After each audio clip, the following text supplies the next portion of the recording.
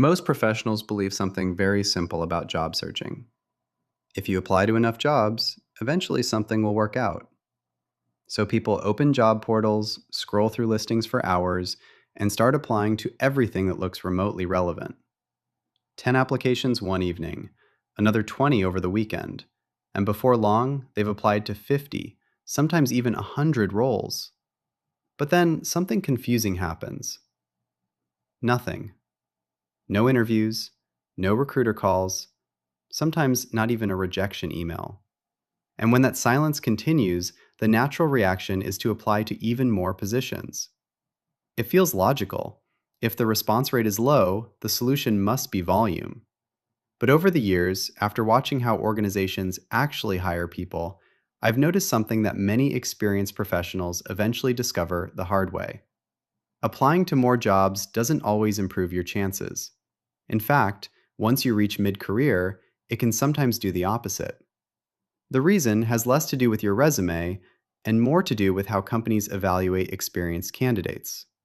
Early in your career, hiring decisions are relatively straightforward. Employers are mostly looking for capability. Can this person do the job? Do they have the right background? Will they learn quickly?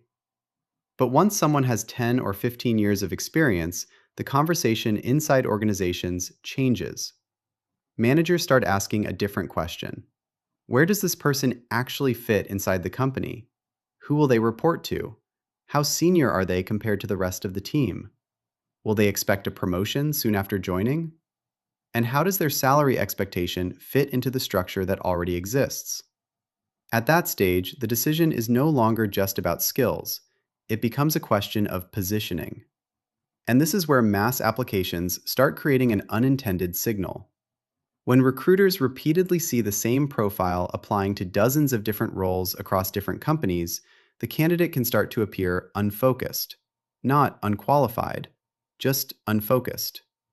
And that creates hesitation, because hiring an experienced professional carries more risk than hiring someone early in their career. If a junior hire doesn't work out, the impact is usually limited. But when an experienced hire ends up in the wrong role, the consequences can ripple across an entire team. Projects slow down, reporting structures become awkward, expectations don't align. So organizations naturally lean toward candidates who appear deliberate, people whose experience clearly fits a specific role, not someone who seems to be applying everywhere. This is why many mid-career professionals find themselves stuck in a frustrating loop. They apply to more jobs because they aren't hearing back. But the more broadly they apply, the harder it becomes for companies to understand where they truly fit. And the silence continues. The uncomfortable truth is that job searching after 10 years of experience works very differently from early career. It's rarely about how many applications you send. It's about how clearly the market understands where you belong. And once that positioning becomes clear, the job search often begins to move again. If you're navigating mid-career and things suddenly feel harder than they used to, you're not imagining it. This channel is where we talk about how careers actually work inside organizations.